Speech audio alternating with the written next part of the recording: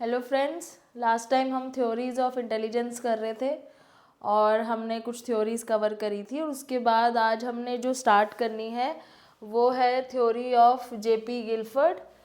तो JP Gilford की जो इंटेलिजेंस थ्योरी है उसको बोला जाता है स्ट्रक्चर ऑफ इंटेलेक्ट मॉडल। यहाँ पे लिखा हुआ है this is structure of intellect model, जिसको हम SOI भी शॉर्ट में बोल देते हैं। ठीक है, तो यहाँ पे स्ट्रक्चर ऑफ इंटेलेक्ट मॉडल में आपको काफ़ी चीज़ें याद रखनी पड़ेंगी। इसमें कुछ ऐसे टर्म्स हैं जो आपको याद रखने पड़ेंगे बिकॉज जैसे यहाँ पे दिया हुआ है कि ये स्ट्रक्चर जो है वो 3 चीज़ों पे बेस्ड है। थ्री डायमेंशनल पिक्चर है एक्चुअली, और वो 3 डायमेंशंस कौन सी है? Operation, content and product. ठीक है, तो अब पहले इसकी डायमेंशंस को देख लेते हैं। आप इसको जब पिक्टोरियली देखोगे, यानी कि जब आप इसकी पिक्चर देखोगे तब आपको ज़्यादा बेटर नज़र आएगा। तो यहाँ पे हम सर्च करते हैं जेपी गिलफर्ड का स्ट्रक्चर ऑफ इंटेलेक्ट मॉडल, और उसके बाद इस मॉडल को हम लोग देखते हैं। Let's see the model first.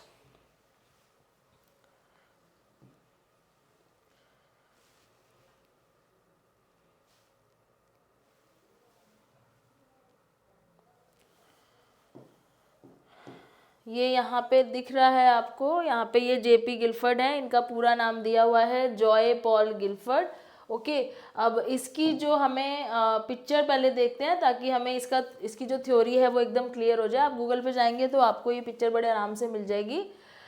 ये इस तरीके से एक क्यूब है और क्यूब में 3 डायमेंशंस होती हैं, आपको पता है। लेंथ होती है, विड्थ होती है और डेप्थ होती है। ठीक है, हाइट, लेंथ और विड्थ होती है।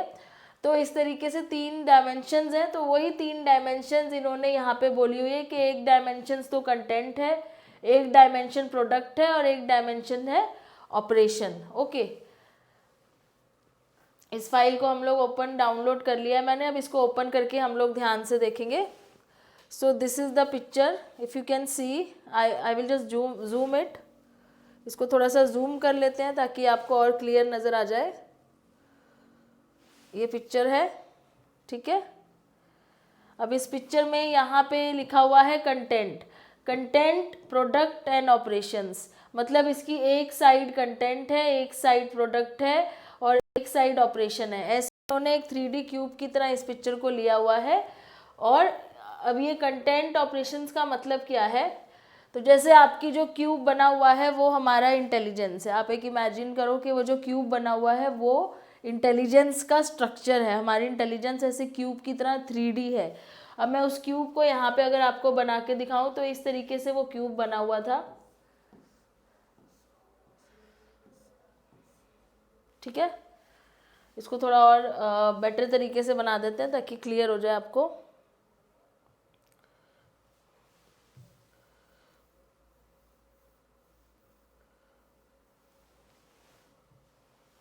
तो ये जो थ्योरी है जेपी गिलफर्ड की स्ट्रक्चर ऑफ इंटेलेक्ट मॉडल, इसमें इन्होंने 3 डायमेंशंस की बात करी हुई है, 3 डायमेंशंस की। तो हम इसमें क्या करेंगे, अपने इंटेलिजेंस को एक 3D फिगर की तरह इमेजिन करेंगे। 3D फिगर में हम एक क्यूब लेंगे। हमें पता है सबको कि क्यूब क्या होता है। एक जैसे स्क्वायर होता है, उसको अगर हम 3D बना देते हैं तो वो एक क्यूब बन जाता है। ठीक है, तो ऐसे क्यूब आप इमेजिन करो कि ये बोल रहे हैं कि हमारा जो इंटेलिजेंस है हमारी, वो एक ऐसे क्यूब की तरह है और उसकी 3 डायमेंशंस हैं। पहली डायमेंशन, जैसे यहाँ पे क्या लेते हैं हम, लेंथ लेते हैं क्यूब की। यूजुअली हम लेंथ लेते हैं और इसकी हाइट लेते हैं, इसकी विड्थ लेते हैं, 3 डायमेंशंस हो जाती है। लेकिन इस केस में, इंटेलिजेंस के केस में, पहली डायमेंशन है ऑपरेशंस। तो यहाँ पे जैसे सपोज ये पहली डायमेंशन है जो आपको नज़र आ रही है, तो जेपी गिलफर्ड के अकॉर्डिंग कह रहे हैं कि this is the first dimension जो ऑपरेशंस होता है। और ऑपरेशंस के बाद जो दूसरी डायमेंशन है वो है कंटेंट। कंटेंट मीन्स इसका जो दूसरा डायमेंशन है, which you can see here, दूसरे कलर से कर देती हूँ ताकि आपको क्लैरिटी हो जाए। ये वाला जो पार्ट है,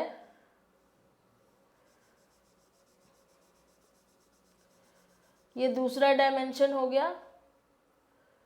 ठीक है, और इसको इन्होंने बोला ये है कंटेंट। और उसके बाद तीसरा जो डायमेंशन है उसको ये कहते हैं कि वो है प्रोडक्ट। यहाँ पे ये वाला जो पार्ट है इसका ऊपर जो ये है प्रोडक्ट। तो इन्होंने बोला कि हमारी जो इंटेलिजेंस है, ये आप इमेजिन करो कि ये इंटेलिजेंस का एक स्ट्रक्चर है। इसका नाम ही थ्योरी का स्ट्रक्चर ऑफ इंटेलेक्ट मॉडल क्यों है? क्योंकि इन्होंने स्ट्रक्चर बना दिया है इंटेलेक्ट का। Intellect means intelligence. So JP Guilford has created a structure. Structure कैसा?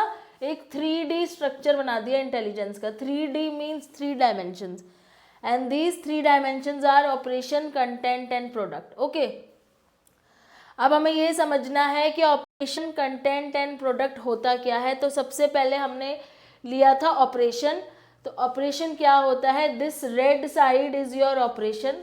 तो ऑपरेशन का क्या मतलब है? What the respondent does.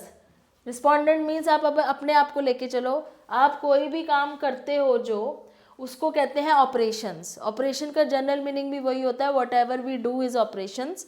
तो जो हम एक्शन करते हैं, एक्शन को ही ऑपरेशन कहते हैं। This is action only.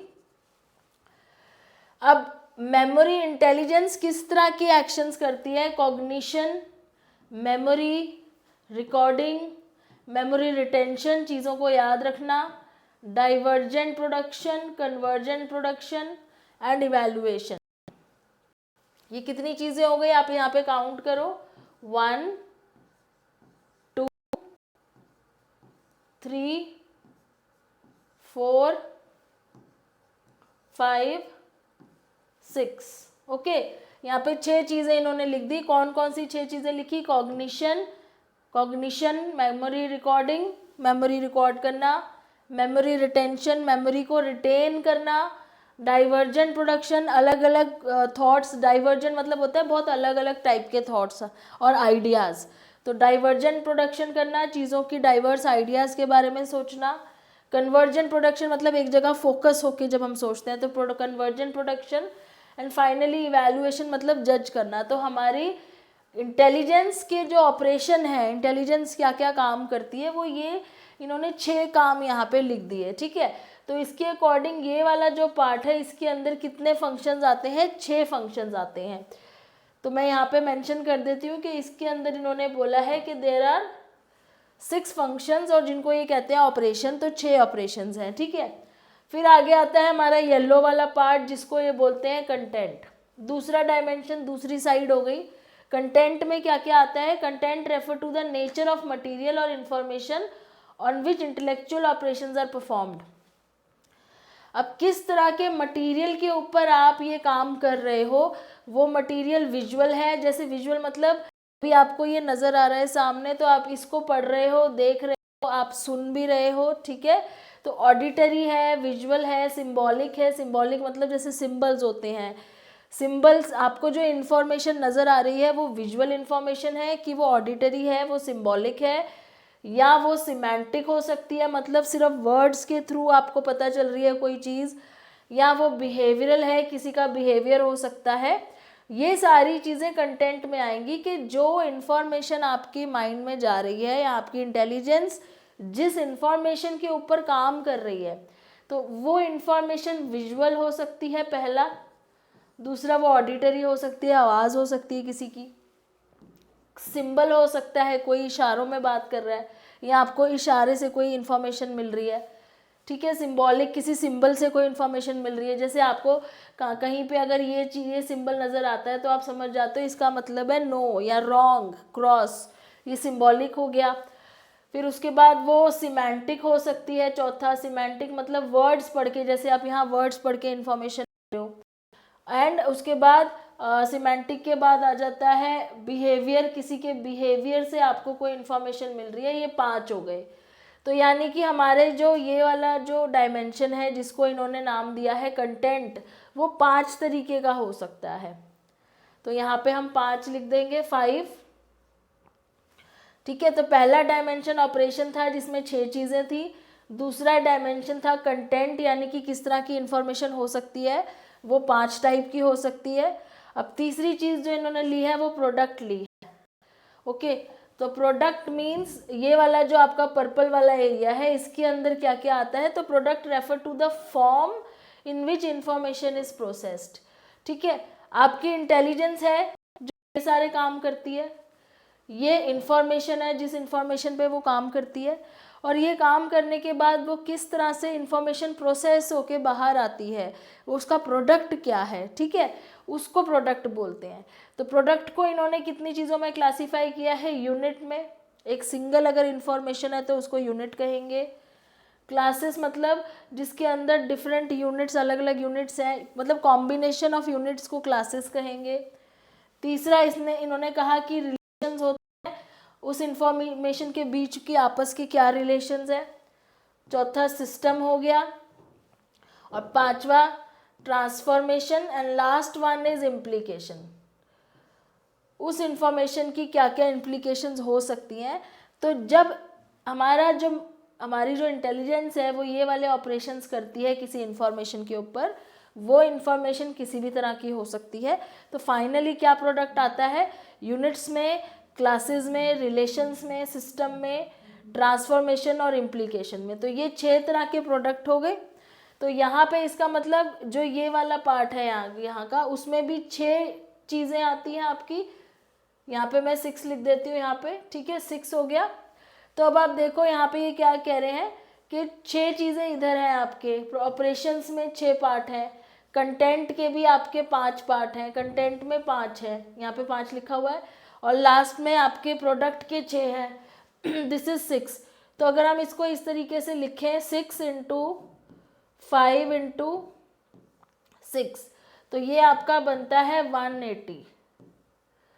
तो फाइनली जेपी गिलफर्ड क्या कहते हैं, अगर हम इन सबको मल्टीप्लाई करें तो टोटल हमारे स्ट्रक्चर ऑफ इंटेलेक्ट मॉडल में 180 सेल्स हैं। यानी कि ये सारे ऐसे सेल्स क्या होते हैं आपको पता है, जैसे सेल्स से मिलके हमारी बॉडी में टिश्यूज़ बनते हैं, ठीक है, टिश्यू से ऑर्गन बनते हैं, ऐसे ही हमारे स्ट्रक्चर ऑफ इंटेलेक्ट मॉडल के ये सेल्स हैं जिनसे मिलके हमारी इंटेलिजेंस बनती है। और ये 180 सेल्स कैसे हैं, क्योंकि जो इसकी 3 डायमेंशंस हैं उन तीनों में 6, 5 और 6 सेल्स हैं जिनको मिला के मल्टीप्लाई करते हैं। तो एक स्ट्रक्चर ऑफ इंटेलेक्ट में हमारे 180 सेल्स आते हैं।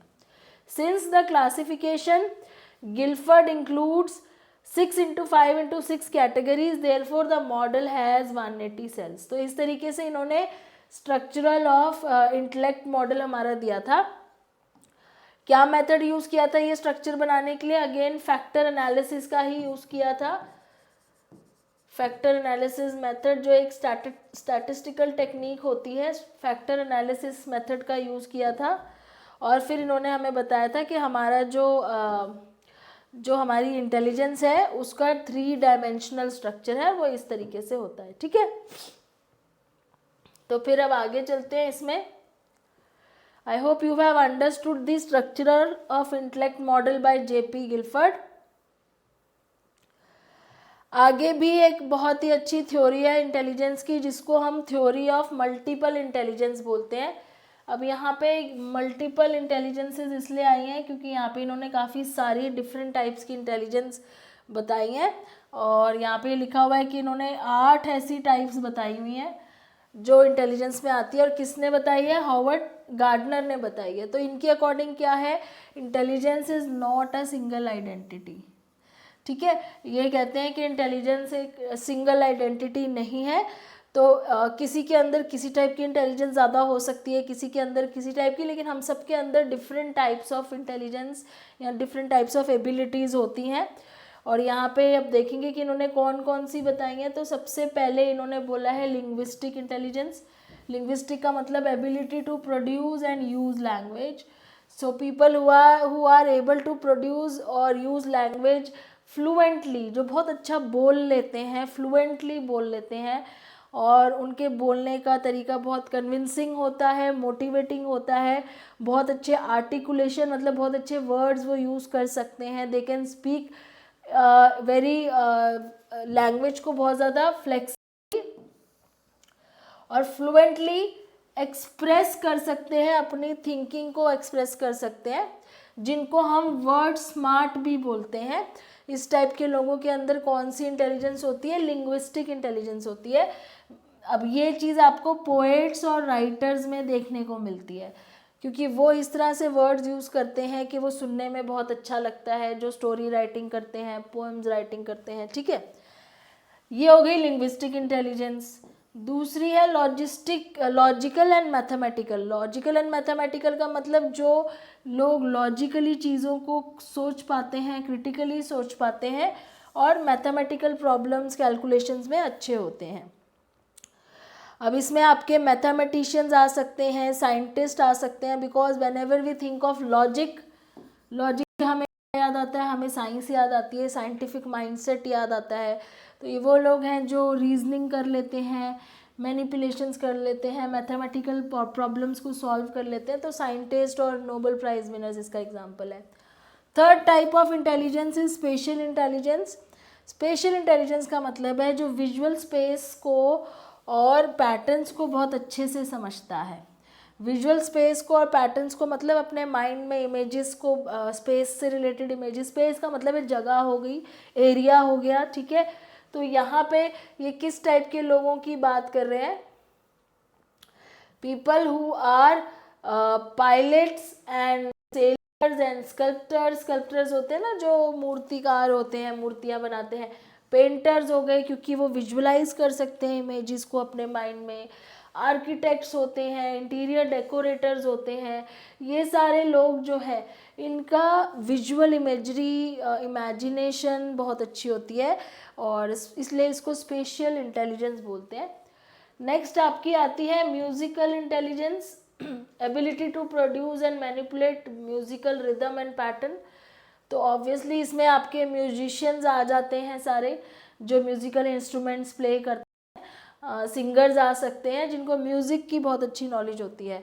फिर बाद आगे इन्होंने बोला है कि बॉडीली काइनेस्थेटिक होती है, ability to use whole portions of the body, जो अपनी बॉडी को बहुत फ्लेक्सिबली यूज़ कर लेते हैं, जैसे जिम्नास्ट हो सकते हैं इसमें, और इसमें एथलीट्स हो सकते हैं, जो स्पोर्ट्समैन होते हैं, डांसर्स हो सकते हैं, जो अपने बॉडी को, अपने पूरी बॉडी या पोर्शन ऑफ द बॉडी को बहुत कंट्रोल्ड वे में यूज़ कर सकते हैं। उसको हम बॉडीली काइनेस्थेटिक इंटेलिजेंस बोलते हैं। इसमें सर्जन इसलिए लिखा है बिकॉज सर्जन जब सर्जरी करते हैं तो उनके हाथों पे बहुत कंट्रोल होना चाहिए। थोड़ा भी हाथ अगर काँप गया तो बहुत प्रॉब्लम हो सकती है at the time of the surgery, that is why surgeon. फिर आती है आपकी इंटरपर्सनल इंटेलिजेंस। इंटरपर्सनल इंटेलिजेंस का मतलब है कि ability to understand to subtle aspects of others behaviour. Inter का मतलब होता है दूसरे के साथ, इंटरपर्सनल मतलब दूसरों के बिहेवियर को, फीलिंग्स को जो कंफर्टेबली अंडरस्टैंड कर सके, ऐसे लोग जिनका रिलेशन दूसरों के साथ बहुत कंफर्टेबल होता है, ठीक है। तो इसमें साइकोलॉजिस्ट आ सकते हैं, काउंसलर्स आ सकते हैं, पॉलिटिशियंस आ सकते हैं, क्योंकि वो दूसरे लोग उनके पास आते हैं उनसे बात करने, वो उनकी बात सुनते हैं, ठीक है। तो पीपल हु आर लाइक जो दूसरों को अट्रैक्ट करते हैं, दूसरों की अटेंशन को अट्रैक्ट करते हैं, लोगों को उनसे बात करना अच्छा लगता है, उनको हम इंटरपर्सनल कह सकते हैं कि उनके अंदर इंटरपर्सनल रिलेशनशिप जो इंटेलिजेंस है वो बहुत अच्छी होती है। Next is your intrapersonal. Intrapersonal और इंटरपर्सनल में फ़र्क क्या है? इंटर मतलब दूसरों के साथ, अदर्स, और इंट्रा का मतलब है विद इन आवर सेल्फ, मतलब हमारे अंदर, ability to understand one's own feeling. तो इंट्रा जो वर्ड होता है, इंट्रा का मतलब होता है विद इन, मतलब अपने आप की फीलिंग समझना, और इंटर का मतलब होता है दूसरों की फीलिंग्स को समझना। तो this refers to the knowledge of internal strength and limitation using, मतलब अपनी खुद की स्ट्रेंथ और लिमिटेशंस को समझ जाना, अपने आप को समझ लेना।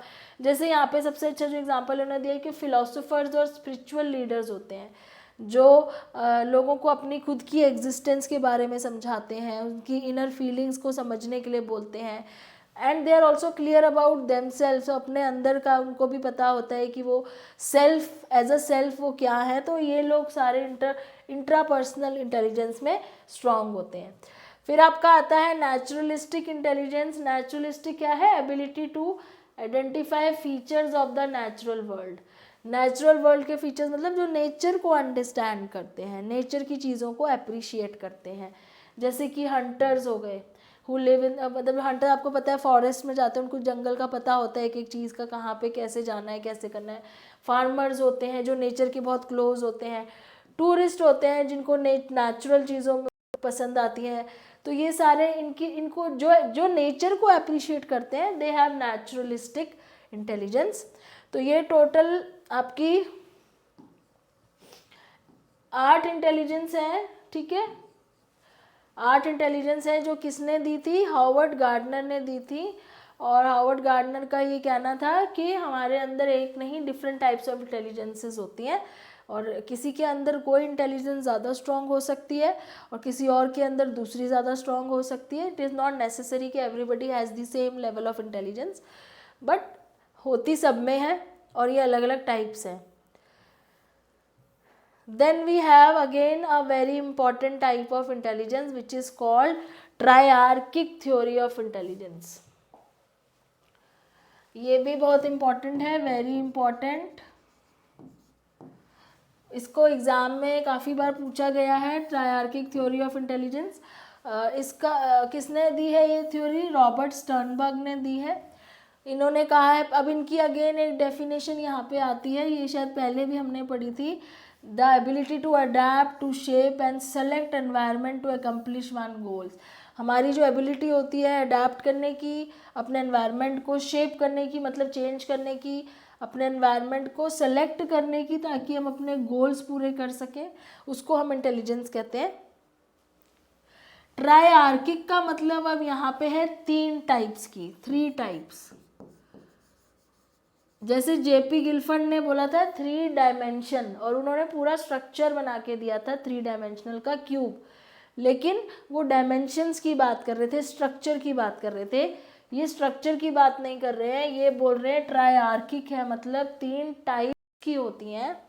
टाइप्स कौन कौन से हैं, पहला है कॉम्पोनेंशियल, दूसरा एक्सपीरियंशियल, तीसरा है कॉन्टेक्सचुअल। तो ये 3 टाइप की इंटेलिजेंसेस होती हैं।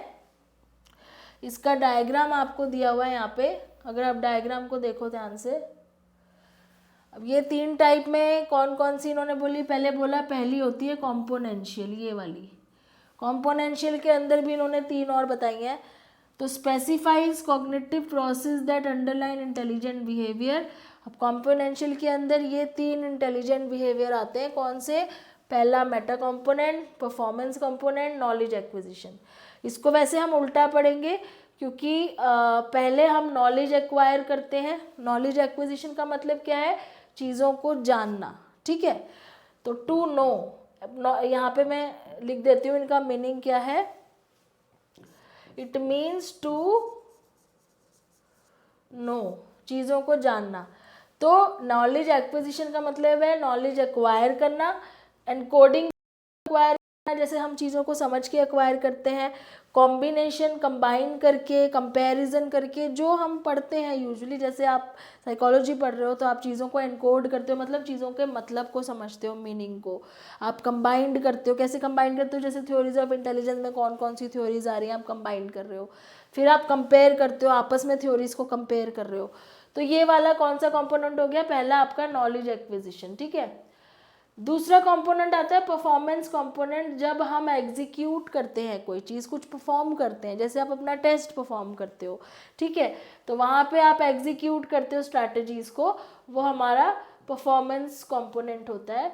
तीसरा आता है मेटा कंपोनेंट। मेटा कंपोनेंट का मतलब है जब हम अपने खुद के ही कॉग्निटिव प्रोसेसेस को कंट्रोल करते हैं, मॉनिटर करते हैं, इवेलुएट करते हैं। क्या मतलब है इसका, जैसे हम एक बारी जब पढ़ते हैं उसके बाद हम अपने आंसर शीट्स में आंसर लिखते हैं, उसके बाद हम जब उसको बाद में इवेलुएट करते हैं कि हमने जो करा या फिर हमने जो याद करा वो कितना अच्छा था, आगे हमें और क्या कितना बेटर करना चाहिए, अपनी खुद की परफॉर्मेंस को या अपनी खुद की थॉट प्रोसेस को हम कंट्रोल करते हैं, मॉनिटर करते हैं या फिर इवेलुएट करते हैं, उसको हम मेटा कंपोनेंट कहते हैं। और ये तीनों ही इसमें आती है कॉम्पोनेंशियल में, ठीक है। तो अब यहाँ देखो इन्होंने क्या लिखा हुआ है, कॉम्पोनेंशियल का मतलब क्या है कि एनालिटिकल इंटेलिजेंस भी बोला जाता है, इसका दूसरा नाम है एनालिटिकल इंटेलिजेंस, जहाँ पे हम एनालिसिस ऑफ इंफॉर्मेशन करते हैं, चीज़ों को एनालाइज करते हैं। अब एनालाइज करने के लिए पहली चीज़ होती है नॉलेज एक्विजिशन, मतलब पहले लर्न करना, समझना, एक्वायर करना, नॉलेज हो गया, ठीक है। फिर आपका आ जाता है मेटा और higher order thinking. Meta component मतलब हायर ऑर्डर थिंकिंग बोलते हैं जिसको, जिसमें हम अपने खुद की नॉलेज के ऊपर सोचते हैं, उसको इवेलुएट करते हैं। और तीसरा आता है आपका परफॉर्मेंस कंपोनेंट, फिर हम परफॉर्म करते हैं। तो ये सारी तीनों चीज़ें आपकी आती है कंपोनेंशियल में। फिर अगला डायग्राम जो इन्होंने यहाँ दिया हुआ है, सेकंड इन्होंने बोला एक्सपीरियंशियल इंटेलिजेंस होती है, जहाँ पे हम अपने एक्सपीरियंस का यूज़ करते हैं। ठीक है, तो एक तो था कि हम अपनी जो नॉलेज गेन करी हुई है उसको कैसे यूज़ करते हैं, दूसरा है हम अपने एक्सपीरियंस को कैसे यूज़ करते हैं। तो एक्सपीरियंशियल में आपका आ जाता है, दिस इज एक्सपीरियंशियल। इसमें क्या होता है, पास्ट एक्सपीरियंस इसको क्रिएटिवली यूज़ करना नॉवल प्रॉब्लम्स को सॉल्व करने के लिए। मतलब हमारा जो पुराना एक्सपीरियंस था उससे हम नई प्रॉब्लम सॉल्व करते हैं। हर बार हमें नई प्रॉब्लम्स मिलती रहती हैं, लेकिन हमारा जितना एक्सपीरियंस होता जाता है हम उसको उतना अच्छे तरीके से सॉल्व कर पाते हैं। तो ये हमारी एक्सपीरियंशियल इंटेलिजेंस होती है। और इसमें जितना ज़्यादा पर्सन एक्सपीरियंस्ड होगा वो उतने ज़्यादा न्यू डिस्कवरीज और इन्वेंशंस करता जाएगा, जिसके अंदर ये इंटेलिजेंस बेटर होगी। तो ये आपकी एक्सपीरियंशियल हो गई, नाम से पता चल रहा है अपने एक्सपीरियंस को यूज़ करना। तीसरी आती है आपकी कॉन्टेक्सचुअल इंटेलिजेंस, मतलब कॉन्टेक्स्ट के अकॉर्डिंग। कॉन्टेक्स्ट का मतलब होता है, ये जो वर्ड है कॉन्टेक्स्ट, इसका मतलब होता है सर्कमस्टांसेस। आपकी सिचुएशन क्या है, आप किस जगह पे हो, किस टाइम पे, किस तरह की सिचुएशन में या किस तरह के सर्कमस्टांसेस में आप कैसे बिहेव करते हो या कैसे अपने इंटेलिजेंस को यूज़ करते हो। अगर वो अप्रोप्रिएट है तो that is your contextual intelligence. तो ये यहाँ पे बता रहे हैं what is contextual intelligence. Contextual intelligence को प्रैक्टिकल इंटेलिजेंस बोलते हैं, क्योंकि इन्हें पता होता है कि किस तरह के एनवायरनमेंट में कैसे बिहेव करना है। जैसे हमारे बिजनेसमैन होते हैं, या स्ट्रीट स्मार्टनेस भी बोलते हैं इसको, बिजनेस सेंस भी बोलते हैं, क्योंकि जो बिजनेसमैन होते हैं उनको पता होता है कि एनवायरनमेंट को कैसे अपनी फेवर में मोड़ना है। So how to select a favourable environment, या चीज़ों को अपने तरफ कैसे करना है, या कैसे सिचुएशन में कैसे रिएक्ट करना है, कैसे अकॉर्डिंग टू दी मार्केट या अकॉर्डिंग टू कस्टमर कैसे बिहेव करना है। तो जिनके अंदर ये वाली इंटेलिजेंस होती है वो इन मॉडिफाई एनवायरनमेंट को कर पाते हैं या अपने एनवायरनमेंट में अडेप्ट कर पाते हैं, उसको कॉन्टेक्सचुअल इंटेलिजेंस बोलते हैं। तो ऐसे स्टर्नबर्ग ने अपनी ट्रायर्किक थ्योरी दी थी। ट्रायर्किक मतलब तीन हमारे टाइप्स ऑफ इंटेलिजेंस हो गई। तो वो कौन सी है, आप ये डायग्राम दोबारा देखो। एक हो गई हमारी कॉम्पोनेंशियल, मतलब जो चीज़ें हम लर्न करते हैं, परफॉर्म करते हैं और उसके ऊपर हम सोचते हैं। मेटा कंपोनेंट का मतलब होता है अपनी खुद की नॉलेज के ऊपर सोचना या उसके ऊपर काम करना। दूसरी हो गई हमारी एक्सपीरियंशियल, जहाँ पे हम अपने एक्सपीरियंस को यूज़ करते हैं, पास्ट एक्सपीरियंस को नई प्रॉब्लम सॉल्व करने के लिए। और तीसरी हो गई कॉन्टेक्सचुअल, मतलब हम according to the situation behave करते हैं। These are the three types of intelligence which Sternberg had given, that is by triarchic theory. Now in your next video we will continue with the theories and we will start again a very important theory which is known as PASS model. और ये थोड़ी सी critical theory है समझने के लिए, क्योंकि इसमें थोड़ा सा आपको सीक्वेंस को उल्टा पुल्टा करना पड़ता है इस थ्योरी को याद करने के लिए। तो इसको हम नेक्स्ट वीडियो में करेंगे, और ये है भी थोड़ी टाइम कंज्यूमिंग थ्योरी, तो we will do it in the next video. Until then keep watching and please like, share and subscribe. Thanks for watching.